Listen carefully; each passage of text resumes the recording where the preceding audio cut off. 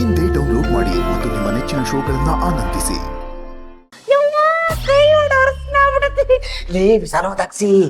ಗಂಡಸರ ಕೈ ಅರಷ್ಟಾಗದೆ ಯಾವಾಗ ಗೊತ್ತೇನೆ? ಅಷ್ಟೊತ್ ಕೊಂಬು ಇನ್ನೊಬ್ರು ಕೂತಿ ಕಟ್ಬೇಕಾದ್ರೆ ಕೇಳಿ ಏನು ಅಂತ.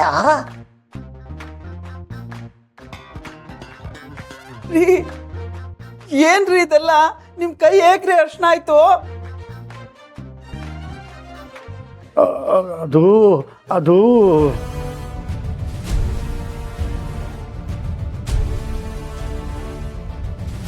ಅಪ್ಪ ಅದೇನು ಅಂತ ಸರಿಯಾಗಿ ಹೇಳಬಾರ್ದಾ? ಆಗ್ಲೇ ಹೇಳಿದ್ನಲ್ಲಪ್ಪ, ಲೋಡ್ ಇತ್ತು ಅಂತ. ಅದು ಅರ್ಶನದ ಲೋಡು. ಆ ಮೂಟೆಗಳೆಲ್ಲ ಇತ್ತಲ್ಲ, ಇಳಿಸ್ತಾ ಇದ್ನಲ್ಲ, ಆ ಅರ್ಶನ ಎಲ್ಲ ನನ್ನ ಕೈಗೆ ಆಗ್ಬಿಡ್ತಪ್ಪ. ಓ ಆಗ ದೇವ್ರೆ, ಕಷ್ಟಪಟ್ಟು ದುಡ್ದು ಬಂದ್ ಗಂಡನ್ನ ನಿಲ್ಸ ಮಾತಾಡ್ತಿದ್ದೀನಲ್ಲ. ಬನ್ರಿ, ಊಟ ಬಡಿಸ್ತೀನಿ. ಹ್ಞೂ ಕಡೆ, ಹೊಟ್ಟೆ ತುಂಬಾ ಹಸಿತಾ ಇದೆ. ನಡಿ ನಡಿ ಬಾ. ಅಲ್ಲ,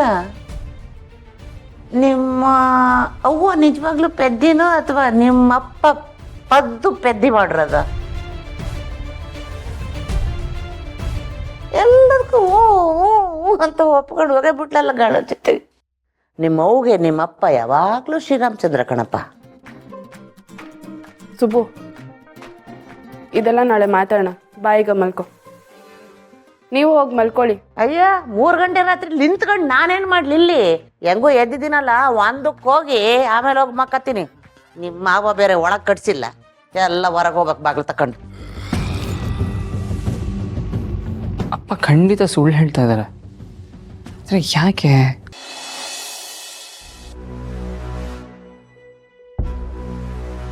ನಂದಿನಿ ಅಮ್ಮವ್ರನ್ನ ಎಲ್ಲೆಲ್ಲಿ ಅಂತ ಹುಡುಕ್ಲಪ್ಪ. ಎಷ್ಟು ಹುಡುಕಿದ್ರು ಅವ್ರ ಬಗ್ಗೆ ಸುಳಿವೇ ಸಿಗ್ತಾ ಇಲ್ವಲ್ಲ.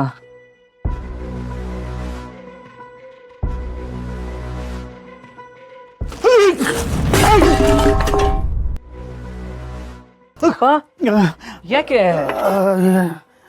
ಎತ್ಕೊಡ್ತೀನಿ ಬಿಡು. ಇಲ್ಲಿ ಪರವಾಗಿಲ್ಲಪ್ಪ, ನಾನೇ ತಗೋತೀನಿ. ಪರವಾಗಿಲ್ಲ.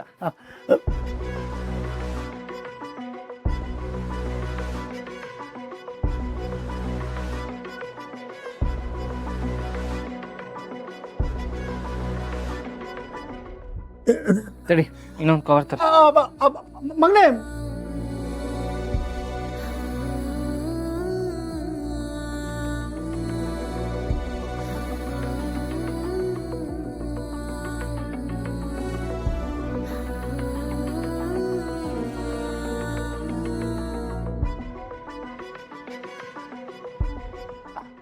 ಅಲ್ಲಪ್ಪ, ಇಷ್ಟು ಐಟಮ್ ಎಲ್ಲಿಗೆ ತೊಗೊಂಡೋಗ್ತಾ ಇದೆಯಾ?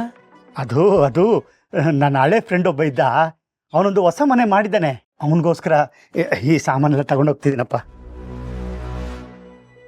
ಅಪ್ಪ, ಒಂದು ನಿಮಿಷ.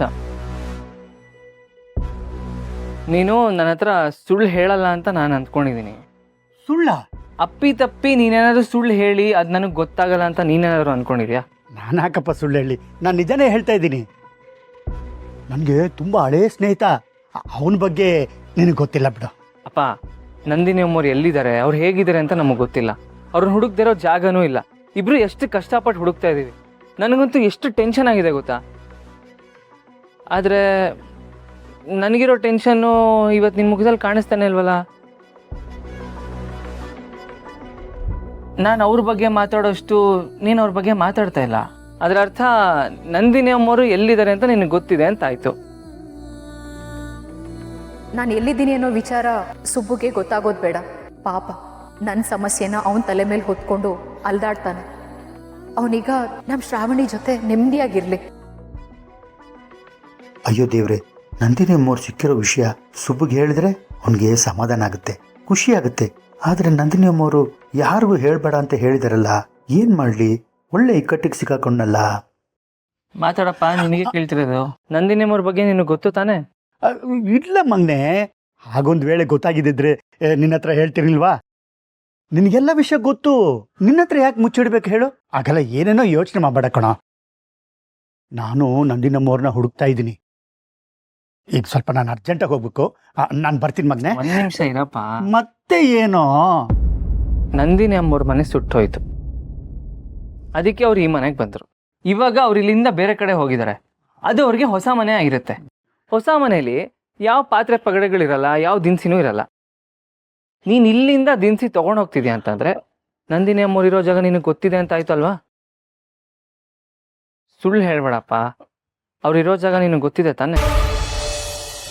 ಸುಬ್ಬು, ಈ ಸಲ ಅಪ್ಪನ ಬರ್ಡೇನ ಫುಲ್ ಗ್ರ್ಯಾಂಡಾಗಿ ಸೆಲೆಬ್ರೇಟ್ ಮಾಡಬೇಕು. ಅದಕ್ಕೋಸ್ಕರ ಏನೇನು ವ್ಯವಸ್ಥೆ ಬೇಕು ಎಲ್ಲ ಮಾಡ್ಕೋಬೇಕು. ಅಪ್ಪಂಗೆ ದೊಡ್ಡದಾಗಿ ಸರ್ಪ್ರೈಸ್ ಕೊಡಬೇಕು. ಅದೆಲ್ಲ ಓಕೆ ಮೇಡಮ್, ಆದರೆ ಯಜಮಾನ್ರಿಗೆ ಈ ಆಡಂಬರಗಳೆಲ್ಲ ಇಷ್ಟ ಆಗಲ್ಲ. ಆಡಂಬರನ? ಬರ್ಡೇನ ಖುಷಿಯಾಗಿ ಸೆಲೆಬ್ರೇಟ್ ಮಾಡ್ಕೊಳ್ಳೋದು ಆಡಂಬರ ಎಲ್ಲಿಂದ ಆಗುತ್ತೆ ಸುಬ್ಬು? ಶ್ರೀಮಂತಿಕೆ ಇದೆ ಅಂದ್ ಮಾತ್ರಕ್ಕೆ ಸಂತೋಷ ಪಡೋದೇ ತಪ್ಪ. ಇದು ಆಡಂಬರ ಆಗ್ಬಾರ್ದು, ಸಂಭ್ರಮ ಆಗ್ಬೇಕು. ಎಲ್ರು ಖುಷಿಯಿಂದ ಕೂತು ಕುಪ್ಪಳಿಸ್ಬೇಕು. ಅಪ್ಪನ ಸಂತೋಷಕ್ಕೋಸ್ಕರ ನಾವೆಲ್ಲರೂ ಅವ್ರ ಜೊತೆಗಿದ್ದು ಅವ್ರ ಬರ್ಡೇನ ಸೆಲೆಬ್ರೇಟ್ ಮಾಡ್ಬೇಕು. ಸರಿ ಮೇಡಮ್, ನೀವು ಹೇಳ್ತಾ ಇರೋದು ಕೇಳಿದ್ರೆ ನನಗೂ ತುಂಬ ಖುಷಿ ಆಗ್ತಾ ಇದೆ. ಯಜಮಾನ್ರು ಹುಟ್ಟಿದಬ್ಬ ಅಂದರೆ ನಮಗೊಂದು ದೊಡ್ಡ ಹಬ್ಬ ಇದ್ದಂಗೆನೆ. ಮೇಡಮ್, ಯಜಮಾನ್ರು ಹುಟ್ಟಿದಬ್ಬಕ್ಕೆ ಒಂದು ಕಡೆ ಅನ್ನದಾನ ನಡೀತಾ ಇರುತ್ತೆ, ರಕ್ತದಾನ ನಡೀತಾ ಇರುತ್ತೆ, ಇನ್ನೊಂದು ಕಡೆ ದೇವ್ರ ಪೂಜೆ ನಡೀತಾ ಇರುತ್ತೆ. ಯಜಮಾನ್ರು ಅದೇ ಸಾಕು, ಇದೆಲ್ಲ ಬೇಡ, ಸಿಂಪಲ್ ಆಗಿ ಮಾಡೋಣ ಅಂತ ಹೇಳ್ತಾರೆ ಮೇಡಮ್. ಅದಕ್ಕೇನು ಮಾಡೋದು? ಇದೆಲ್ಲ ಅಪ್ಪನ ಫ್ಯಾನ್ಸ್ ಅವ್ರಿಗೋಸ್ಕರ ಮಾಡೋ ಸೇವೆಗಳು ಸುಬ್ಬು. ಆದ್ರೆ ನಾವು ಅಪ್ಪನಿಗೋಸ್ಕರ ಏನಾದ್ರೂ ಸ್ಪೆಷಲ್ ಆಗಿ ಮಾಡ್ಬೇಕಲ್ವಾ? ನನಗೆ ಗೊತ್ತಿಲ್ಲ. ಅಪ್ಪನ ಬರ್ಡೇನ ನಾವು ಸೆಲೆಬ್ರೇಟ್ ಮಾಡ್ಲೇಬೇಕು. ಹೇಗಾದ್ರೂ ಮಾಡಿ ಅವ್ರನ್ನ ಒಪ್ಪಿಸ್ಲೇಬೇಕು. ಸರಿ ಮೇಡಮ್, ಹಾಗಂದ್ರೆ ಸರ್ಪ್ರೈಸ್ ಅಂತೆಲ್ಲ ಏನು ಮಾಡೋದು ಬೇಡ, ಯಜಮಾನ್ರು ಪರ್ಮಿಷನ್ ತಗೊಂಡೆ ಸೆಲೆಬ್ರೇಟ್ ಮಾಡೋಣ. ಸರಿ ಆಯ್ತು, ನೀನ್ ಈಗಲೇ ಅಪ್ಪನ್ ಕಾಲ್ ಮಾಡಿ ಪರ್ಮಿಷನ್ ತಗೋ. ಕಾಲ್ ಮಾಡೋದು ಬೇಡ ಮೇಡಮ್, ನಾನು ಹೆಂಗೂ ಇವಾಗ ಅಲ್ಲಿ ಹೋಗ್ತೀನಲ್ಲ, ಯಜಮಾನ್ರ ಹತ್ರನೇ ಡೈರೆಕ್ಟಾಗಿ ಮಾತಾಡ್ತೀನಿ. ಅಣ್ಣ, ಈ ಮಾತನ್ನ ನೀನು ಹೇಳ್ತಾ ಇದೀಯಾ? ಹೌದು, ನನಗಂತೂ ನಂಬೋಕೆ ಆಗ್ತಿಲ್ಲ. ಯಾಕಪ್ಪ ನಾನು ಬರ್ಡೇನ ಸೆಲೆಬ್ರೇಟ್ ಮಾಡ್ಕೋಬಾರ್ದ? ನನಗೂ ಕುಟುಂಬ ಇದೆ, ಬಂಧು ಬಳಗ ಇದ್ದಾರೆ, ಹತ್ರದವ್ರು ಇದ್ದಾರೆ. ಅವ್ರ ನಡುವೆ ನಾನು ನನ್ನ ಬರ್ಡೇನ ಸೆಲೆಬ್ರೇಟ್ ಮಾಡಬಾರ್ದ? ಏನಣ್ಣ ಹೀಗೆ ಹೇಳ್ತೀಯ ನೀನು? ಅಲ್ಲ, ನಿನ್ನ ಬರ್ಡೇ ಸೆಲೆಬ್ರೇಟ್ ಮಾಡಬೇಕು ಅಂತ ನಾವೆಲ್ಲ ತುದಿಗಾಲ ನಿಂತಿರ್ತೀವಿ. ಆದ್ರೆ ಈ ಸಲನೇ ನಾವು ಬೇಡ್ಕೊಳ್ದೆ ವರ ನಮಗೆ ಸಿಕ್ಕಿರೋ ಆಗಿದೆ. ನೋಡು, ದೇವರು ತಾನಾಗೆ ಬಂದು ವರ ಕೊಟ್ರೆ ಆಶ್ಚರ್ಯ ಆಗುತ್ತೆ ಇಲ್ವೋ? ಹಾಗಿದ್ರೆ ದೊಡ್ಡಪ್ಪನ ಬರ್ತಡೇನ ಸೂಪರ್ ಆಗಿ ಮಾಡ್ಬೇಕು. ಎಲ್ಲದನ್ನು ನಾನೇ ಮುಂದೆ ನೋಡ್ಕೊಂತೀನಿ.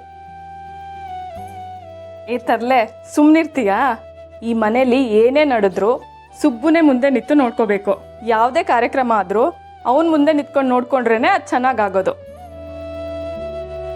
ಕರೆಕ್ಟಾಗಿ ಹೇಳಿದೆಮ್ಮ. ನಾನು ಈಗಲೇ ಸುಬ್ಬುಗೆ ಫೋನ್ ಮಾಡಿ ಅವ್ರ ಮನೆಯವ್ರನ್ನೆಲ್ಲ ಕರಿಬೇಕು.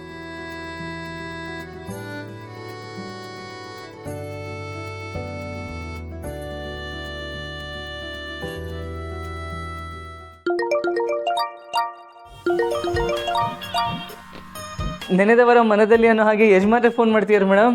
ಅಪ್ಪಂಗ್ 100 ವರ್ಷ ಆಯಸ್ಸು ಸುಬ್ಬು. ರಿಸೀವ್ ಮಾಡಿ ಹೇಗಾದ್ರೂ ಮಾಡಿ ಈ ಸೆಲೆಬ್ರೇಷನ್ಗೆ ಅವ್ರನ್ನ ಒಪ್ಪಿಸ್ಬಿಡು. ಈ ಕಡೆ ಹೋಳಿ ಹಬ್ಬನೂ ಬರ್ತಾ ಇದೆ. ಒಂದ್ ಕಡೆ ಹೋಳಿ ಹಬ್ಬ, ಇನ್ನೊಂದ್ ಕಡೆ ಅಪ್ಪನ ಬರ್ತೆ. ಫುಲ್ ಮಜಾ ಮಾಡೋಣ. ಯಜಮಾನ್ರು ಅದಕ್ಕೆಲ್ಲ ಒಪ್ತಾರೋ ಇಲ್ವೋ ಗೊತ್ತಿಲ್ಲ, ಆದ್ರೂ ನೋಡೋಣ. ರಿಸೀವ್ ಮಾಡು. ಹೇಳಿ ಯಜಮಾನ್ರೆ. ನಾನು ನಿನ್ನ ಹತ್ರ ಒಂದು ವಿಷಯ ಮಾತಾಡಬೇಕು. ಈ ಸಲ ನಾನು ನನ್ನ ಬರ್ಡೇನ ಸೆಲೆಬ್ರೇಟ್ ಮಾಡ್ಕೋಬೇಕು ಅಂತ ಇದ್ದೀನಿ.